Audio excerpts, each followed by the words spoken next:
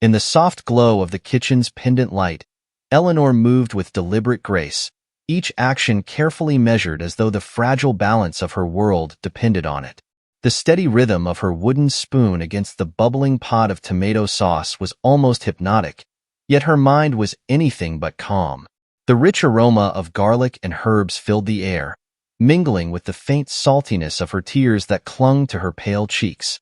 She wiped her face quickly with the back of her sleeve, an almost automatic gesture, as though erasing the evidence of emotions she had no time to indulge.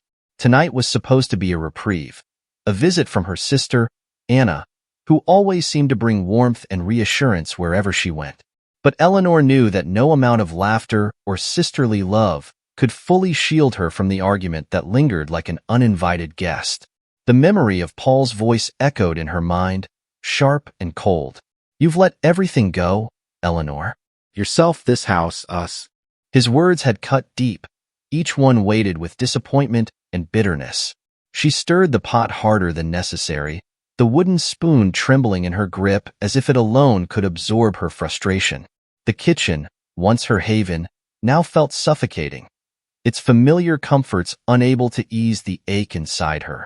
Eleanor glanced out the small window above the sink, where the last hues of the sunset painted the sky in muted golds and pinks. For a moment, she stood still, captivated by the fading beauty of the day, a quiet whisper of hope against the noise of her thoughts. "Why does it feel like I'm always failing?" she murmured to herself, her voice barely audible, swallowed by the hum of the stove and the quiet ticking of the clock on the wall. The question hung in the air, unanswered, as she turned back to her task. The meal wasn't just for Anna. It was Eleanor's way of clinging to a semblance of normalcy, of proving, if only to herself, that she could hold together the crumbling pieces of her life, even if just for one evening. Eleanor's hands gripped the wooden spoon tighter as her mind unwillingly replayed the morning's argument. Paul had stood in the doorway of their bedroom, his face a cold mask of frustration, arms crossed as though shielding himself from her presence. "Do you even look at yourself anymore?" he had asked, his words sharp enough to draw blood. Eleanor had stood frozen, her bathrobe loosely tied around her waist, clutching her coffee mug like it was the only thing grounding her in that moment. She hadn't responded. What could she say? The weight of his judgment was suffocating, his words confirming what she had long feared, that the woman he once loved no longer existed in his eyes. She had tried to keep up, to be the supportive wife, the graceful hostess, but somewhere along the way, life had stripped her bare. Paul's voice had grown louder, each syllable carrying the disdain that now seemed to define their interactions. "You're home all day, Eleanor. What exactly do you do with your time? Because it sure isn't keeping this house in order, or yourself for that matter." Her heart had clenched at the casual cruelty of his words, but she had said nothing, swallowing the lump in her throat. Confrontation had always felt futile with Paul. His confidence was like armor, impenetrable and unyielding. He didn't even wait for her to respond. He had turned away, grabbing his briefcase before throwing one final jab over his shoulder. "Maybe try contributing something for once. You have nothing but time." Now, as the sauce simmered on the stove, Eleanor fought the urge to cry again. She had left her career in interior design not because she lacked ambition, but because she believed in building a life together, a life where she and Paul would be a team. The unspoken agreement that she would care for their home while he built his career had felt right at the time, but now it was a weapon he wielded against her. She could still hear his laughter from the family dinner the previous weekend. Paul had casually mentioned to her parents and their friends that Eleanor had all the time in the world now. "Lucky for me, I'm the one keeping the lights on," he had joked, the cynical edge in his tone leaving her humiliated in front of people who once admired her creativity and drive. Her stomach churned at the memory. She had stayed silent then, too, biting her tongue to avoid drawing more attention to herself. But the silence had cost her something. Her pride, her sense of self, and, most of all, the belief that their partnership still had meaning. The sharp clang of the saucepot lid snapping into place brought her back to the present. She leaned against the counter, her shoulders slumping under the invisible weight of his words. For years, she had tried to hold everything together. but the cracks in their relationship were no longer small enough to ignore. The kitchen, once a space of joy, now felt like a battlefield where Eleanor fought invisible enemies: self-doubt, regret, and an overwhelming sense of inadequacy. The setting sun cast long shadows across the room, mirroring the emotional darkness that had begun to consume her. She glanced at the neatly set dining table, the silverware gleaming in the fading light. Each place setting was perfectly arranged, every detail meticulously planned. An effort to create the illusion of control in a life that felt anything but. Anna will be here soon. I need to pull myself together, she thought, forcing herself to breathe deeply. Her sister had always been her safe haven, the one person who could sense her turmoil without her needing to say a word. But tonight, Eleanor didn't want to burden Anna with the truth. She couldn't admit how far she had fallen, how much of herself she had lost trying to keep Paul happy. The mirror above the sink caught her reflection, and she winced at the sight. Her hair, once glossy and neatly styled, now hung limply around her face. Dark circles framed her tired eyes, and the lines of stress etched into her skin told a story she wasn't ready to face. Her gaze drifted to the small collection of photos on the fridge, snapshots of a life that now felt like a distant memory. There was one of her and Paul on their wedding day, his arms around her as they laughed under a canopy of flowers. Another showed her standing proudly in her first apartment, holding a sketchpad filled with designs that had once been her future. Now, that future felt like a ghost haunting the edges of her existence. She hadn't touched a sketchpad in years, her creative spark buried under the weight of laundry, grocery lists, and Paul's endless criticisms. She clenched her fists, frustration mingling with a deep sadness that threatened to consume her. As she stirred the sauce one last time, the doorbell rang, jolting her out of her thoughts. Eleanor wiped her hands on her apron, her movements stiff and mechanical. She forced a smile onto her face, the kind of smile she had perfected over the years, a mask that hid the cracks beneath. Opening the door, she was greeted by Anna's warm embrace. Her sister's laughter filled the small entryway, momentarily pushing back the darkness that loomed in Eleanor's mind. Anna's husband, Logan, stood behind her, holding a box of wine and grinning broadly. "Smells amazing in here," Anna said, pulling back to look at Eleanor with her usual mix of curiosity and concern. "You've outdone yourself again." Eleanor nodded, her voice steady despite the tremor in her chest. "I just followed Mom's recipe," she said lightly, stepping aside to let them in. But as she watched Anna move through the house with her usual energy and ease, Eleanor couldn't shake the fear that her sister would see through her facade. "How much longer can I keep pretending everything is fine?" she wondered, her heart heavy with the weight of unspoken truths. The dining room glowed softly under the warm light of the chandelier.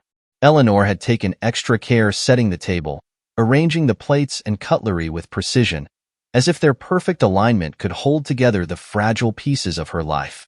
The aroma of roasted vegetables and her signature tomato basil sauce wafted through the room, creating an illusion of peace and normalcy. Anna placed the wine on the table and shot her sister an approving look. "This is beautiful, Eleanor. You really didn't have to go all out," she said, her voice full of genuine admiration. Logan nodded in agreement, pulling out a chair for his wife. "It looks like a five-star restaurant in here. I'm starving already." Eleanor forced a smile as she took her seat, positioning herself opposite Paul, who sat at the head of the table. He was nursing his second glass of wine, his expression unreadable. His usual charm, effortlessly wielded in public, was absent tonight, replaced by a detached, almost dismissive air. Eleanor felt a knot tighten in her stomach, anticipating his next move. As dinner began, Anna and Logan's cheerful banter filled the room, their laughter a soothing balm against the tension that lingered beneath the surface. They reminisced about childhood memories, shared jokes about work, and commented on the delicious meal Eleanor had prepared. "This sauce is incredible," Logan said, gesturing toward his plate with his fork. "Eleanor, you really missed your calling as a chef." Anna chuckled, adding, "I've been telling her that for years. You should open a restaurant." Eleanor opened her mouth to respond, but Paul's voice cut through the conversation like a blade. "I don't think a restaurant would be the best use of her time," he said, swirling his wine glass lazily. Cooking for the family is enough, don't you think? The room fell silent, the air suddenly heavy with discomfort. Anna's smile faltered, her eyes flicking to Eleanor, who kept her gaze fixed on her plate.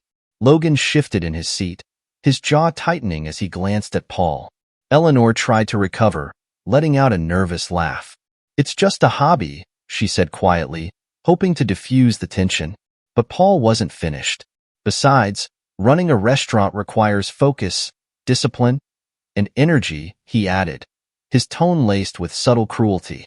"It's a lot to take on." Anna's cheerful expression vanished completely. She reached for her wine glass, her movements deliberate as she watched her sister closely. "Eleanor, I think you could do anything you set your mind to," she said firmly, her voice cutting through the awkward silence.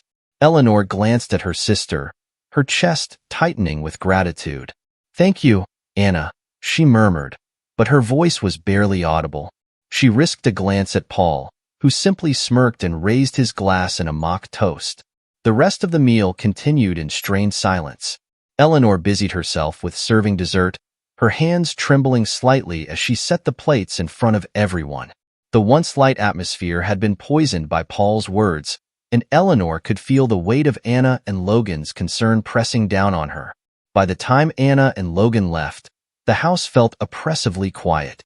Eleanor stood by the door, watching her sister's car disappear down the street. Anna's parting words echoed in her mind. "Call me if you need anything." "I mean it, Eleanor." She turned to find Paul standing in the hallway, leaning against the wall with a half-empty wine glass in his hand. His expression was unreadable, but the gleam in his eyes told her he wasn't ready to let the evening end without a fight. "Congratulations," Paul said, his voice dripping with sarcasm. "Another brilliant performance tonight.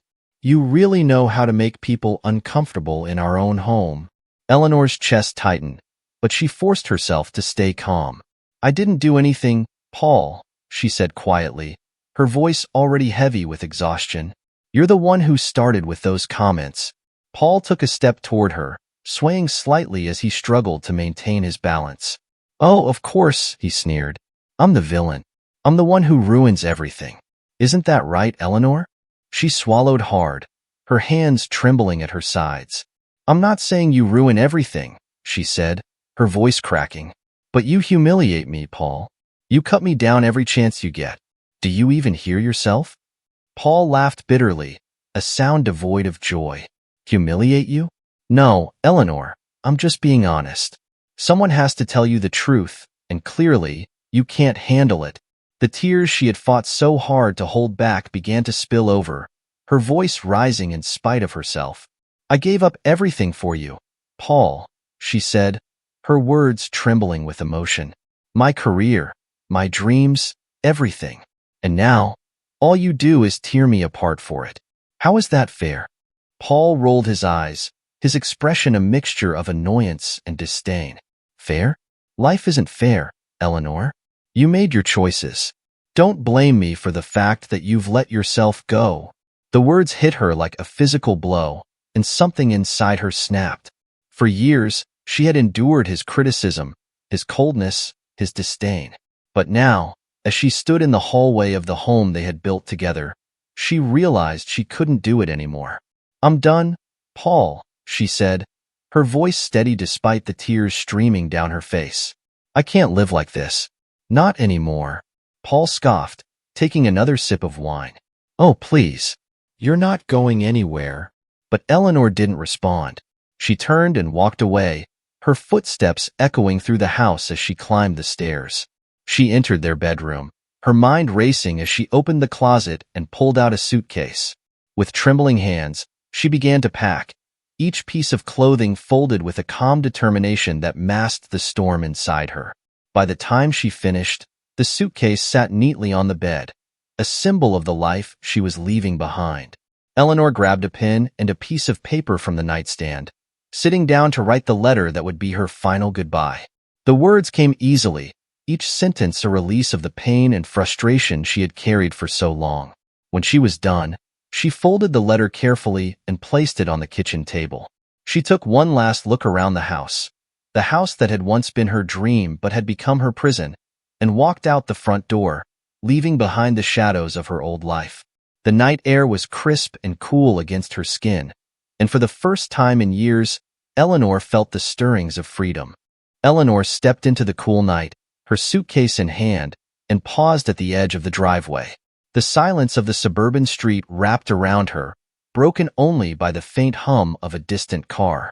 For a moment, she stood still, the enormity of her decision settling over her like a heavy fog. She looked back at the house. Its warm, glowing windows now felt like the eyes of a stranger staring back at her.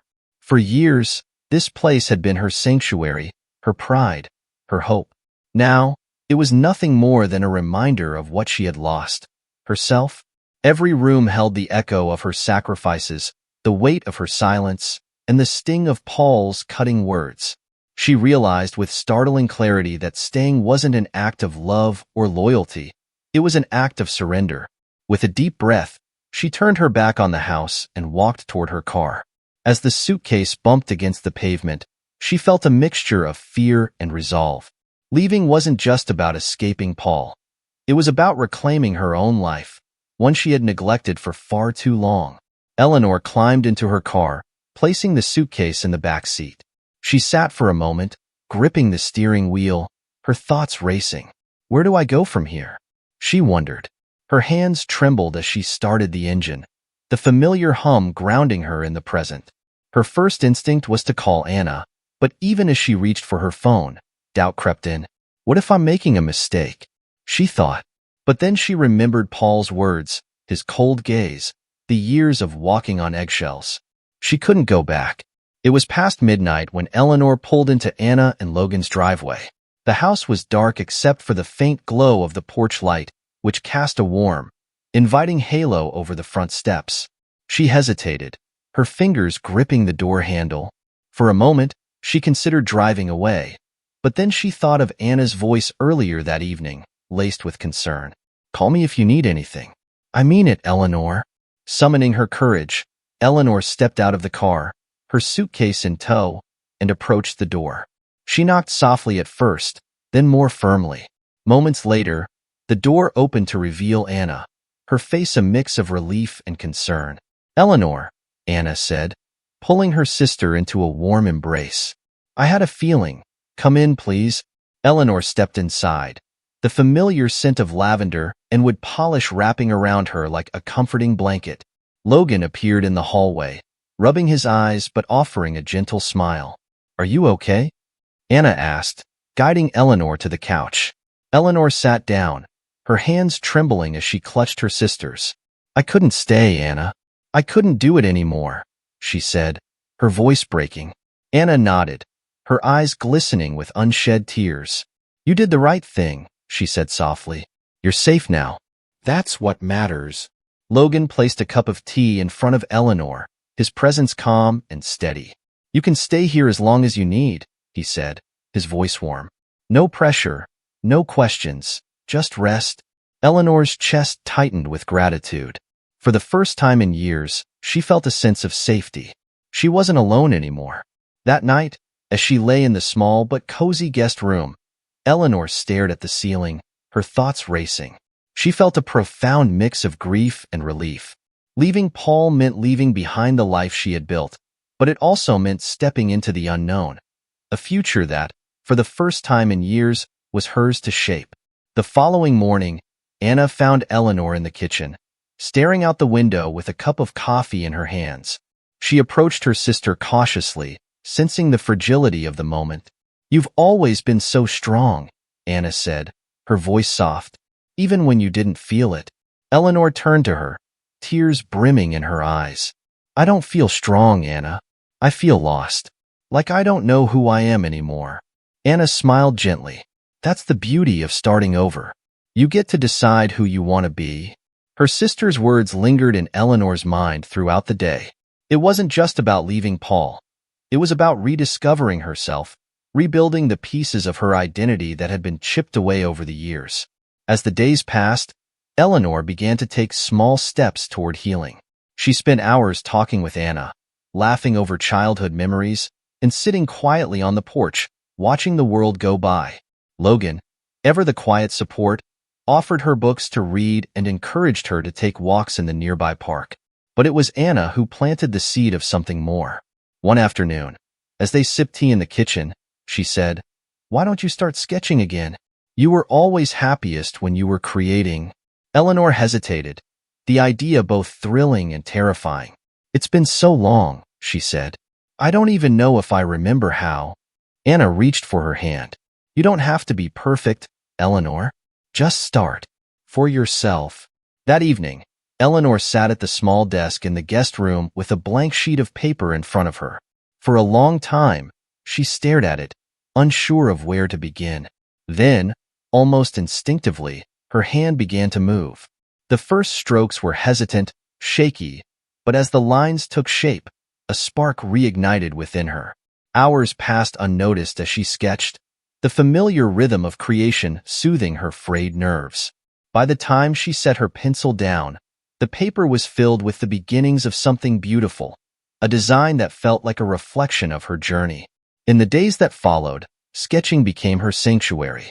Each drawing was a step toward rediscovering herself, a small but significant victory in her path to healing.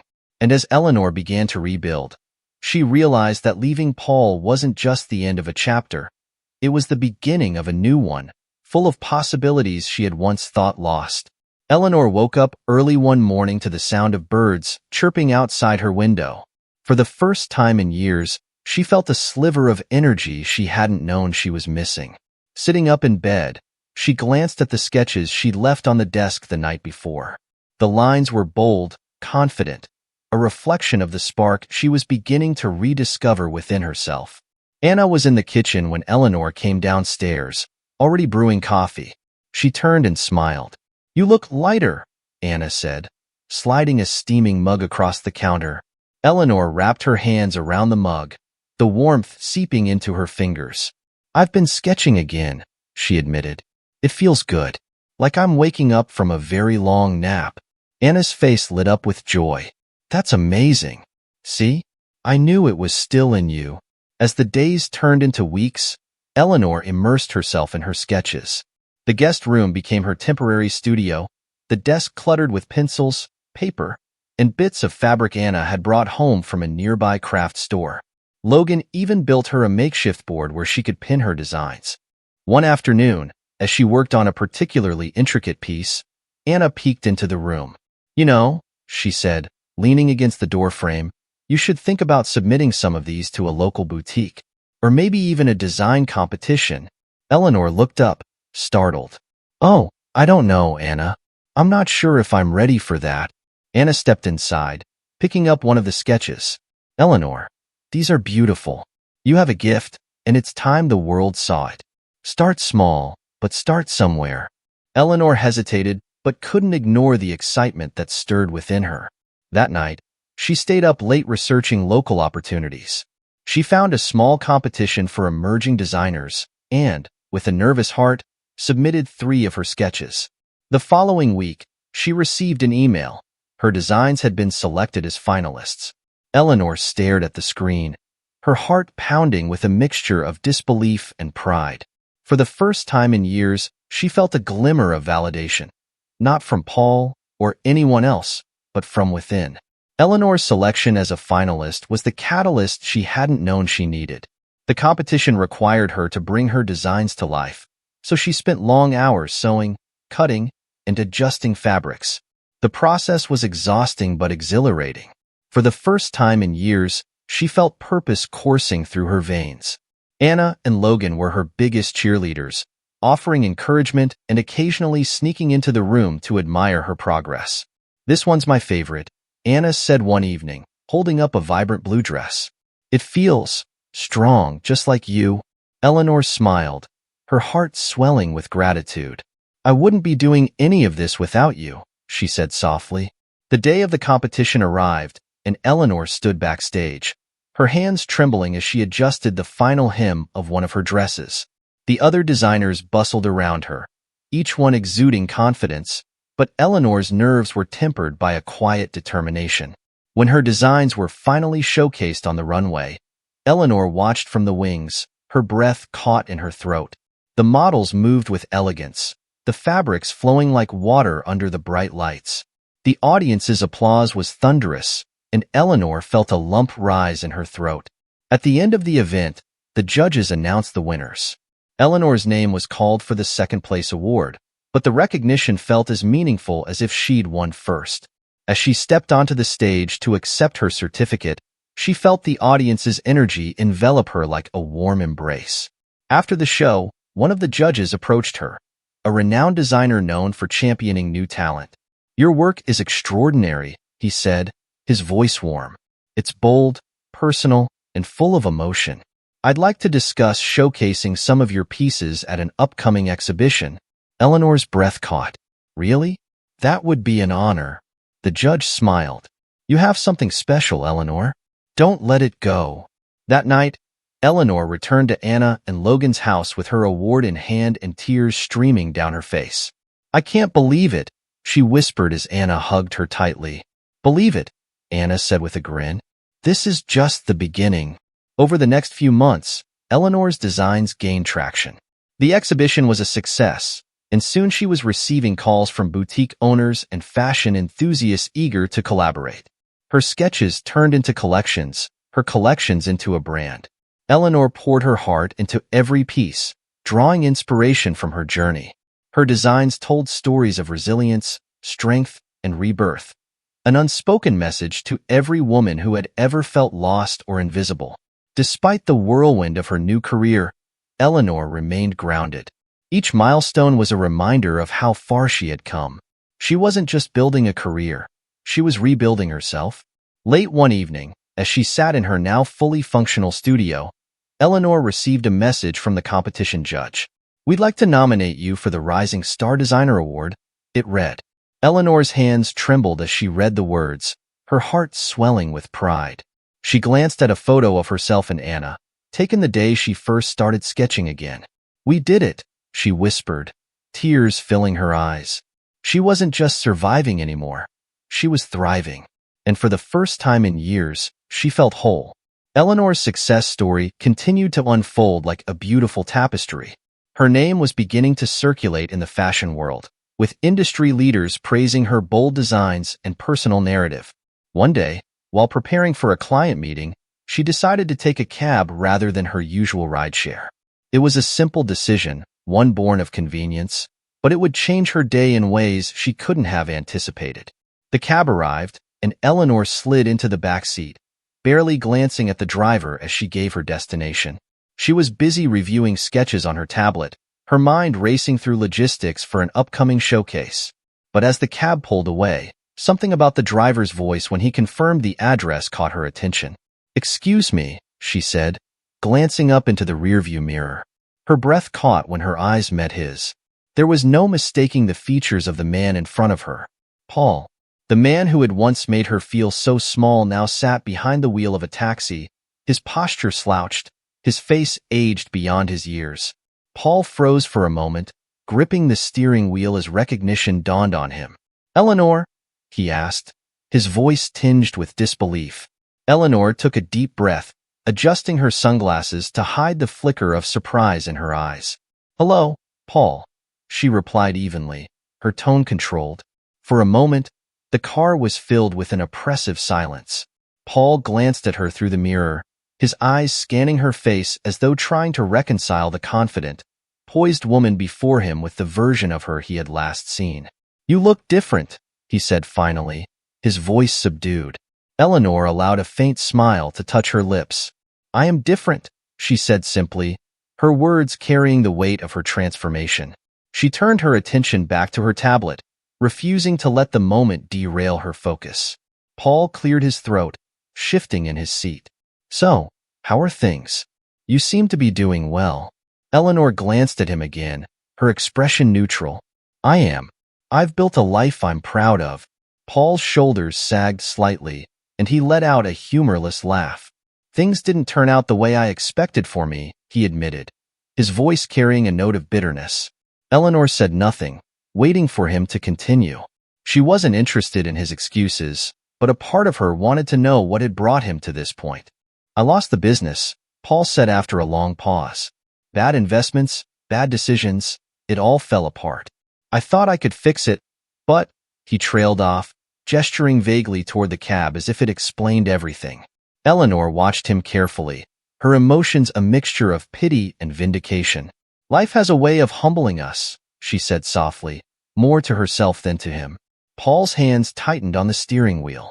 I made mistakes, Eleanor, he said, his voice low. And I've paid for them. Eleanor tilted her head, her gaze steady. Have you learned from them? He didn't answer right away. Instead, he kept his eyes on the road, the silence between them heavy. Finally, he sighed. I'd like to think so.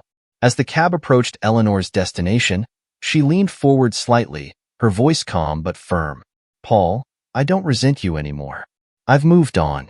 But I hope you understand the damage you caused. Not just to me, but to yourself. Paul glanced at her in the mirror, his face shadowed with regret. I was a fool, he admitted. I see that now. Eleanor nodded, feeling a surprising sense of closure settle over her. It's never too late to change, she said, her tone devoid of malice. But it's up to you to decide what kind of person you want to be. When the cab stopped, Eleanor opened the door and stepped out, her movements confident and graceful. She turned back briefly, meeting Paul's gaze one last time. Good luck, Paul, she said, her voice soft but resolute. Paul nodded, his expression unreadable. You too, Eleanor. As the cab pulled away, Eleanor stood on the sidewalk for a moment, watching the car disappear into the distance. She felt lighter, as though a weight she hadn't even realized she was carrying had finally been lifted. The encounter had been unexpected, but it had reminded her of how far she had come, and how much stronger she had become. Inside the building, Eleanor's client meeting went exceptionally well. As she walked out of the office later that afternoon, her phone buzzed with a message from Anna. How's the big day going, superstar? Eleanor smiled, typing a quick reply. Amazing. Let's celebrate tonight. That evening, as she clinked glasses with Anna and Logan over dinner, Eleanor felt a profound sense of peace. She had faced her past and emerged stronger. Her life was her own now, filled with purpose, love, and boundless possibilities. She wasn't just Eleanor, the woman who had survived. She was Eleanor, the woman who had thrived. Months passed, and Eleanor's life continued to blossom. The Rising Star Designer Award nomination marked a turning point in her career. Invitations to showcase her designs in prominent fashion shows started pouring in, and she traveled to cities she had only dreamed of visiting: New York, Milan, Paris.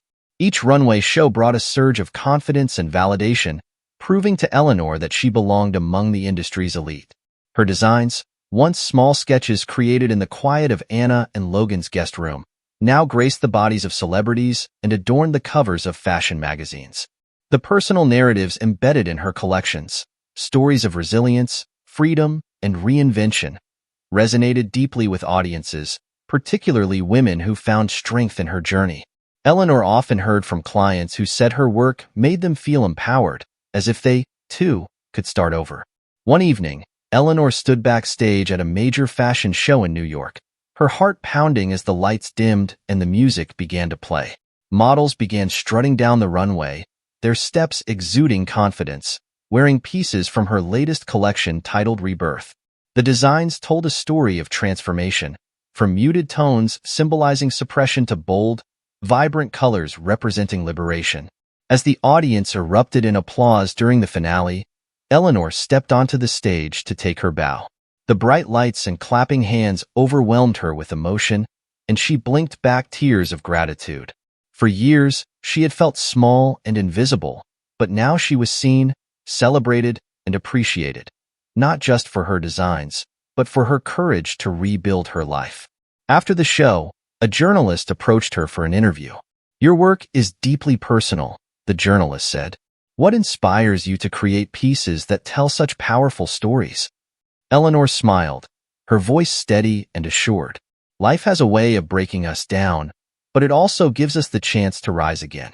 My designs are a reflection of that process, the pain, the healing, and the strength we find when we reclaim ourselves.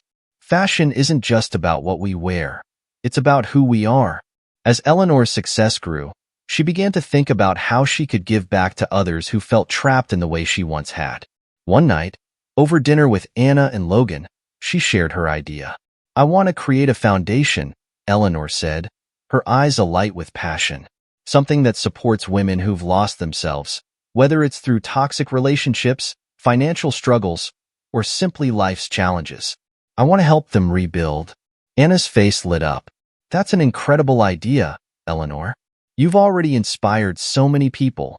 This could change lives." Logan nodded in agreement. "And you have the platform to make it happen. Whatever you need, we're here to support you." Within months, Eleanor launched the Phoenix Foundation, named after the mythical bird that rises from its ashes. The foundation offered workshops, counseling, and scholarships for women pursuing careers in creative fields. Eleanor also partnered with local organizations to provide safe housing and resources for survivors of abuse. Her foundation's first event, a charity fashion gala, was held in the same city where she had taken her first brave steps toward independence. The gala featured a special collection titled Echoes of Strength, with designs inspired by stories shared by the women she had worked with through the foundation. That night, as Eleanor addressed the audience, she looked out at a sea of faces filled with admiration and hope. "This foundation is more than a dream. It's a promise," she said, her voice steady. "A promise to every woman who feels invisible, powerless, or lost. You are not alone. You are capable of greatness, and you have the strength to rise." After the event, Anna pulled Eleanor aside, tears glistening in her eyes. "You've come so far," Anna said, embracing her. "I'm so proud of you." Eleanor smiled, her heart full. "I couldn't have done it without you and Logan. You gave me a safe space to start again." The next day, Eleanor sat in her office overlooking the city skyline. A knock at the door broke her concentration, and a young assistant peeked in. "Miss Harper, there's someone here to see you," she said, her tone uncertain. "He says his name is Paul." Eleanor's heart skipped a beat, but she remained composed. "Send him in," she said, her voice calm. Paul entered, looking smaller than she remembered, his posture timid. "Eleanor," he began, his voice hesitant. "I just wanted to say thank you for what you said that day in the cab. It made me think about my life, about the person I was. I've been trying to do better." Eleanor regarded him for a long moment, her expression soft but unreadable. "I hope you found peace, Paul," she said simply. Paul nodded, his eyes brimming with something between regret and gratitude. "I'm trying." As he left, Eleanor turned back to her work, her focus unwavering.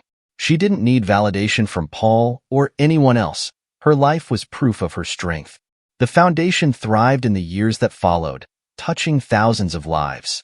Eleanor's fashion brand expanded globally, but she always made time for the women her foundation served, often mentoring them personally. She became a symbol of resilience, a living testament to the idea that even in the darkest moments, we can find the strength to rebuild. One morning, as sunlight poured into her home studio, Eleanor sat by the window with a sketchpad in hand. The lines she drew were lighter now, freer. She glanced at the bracelet on her wrist, a delicate piece given to her by a survivor she had helped, engraved with the words "Rise Again." Eleanor smiled, her heart full. Her journey wasn't just a story of survival. It was a story of triumph, of paying forward the love and support that had saved her. She wasn't just living, she was thriving, and she was helping others do the same.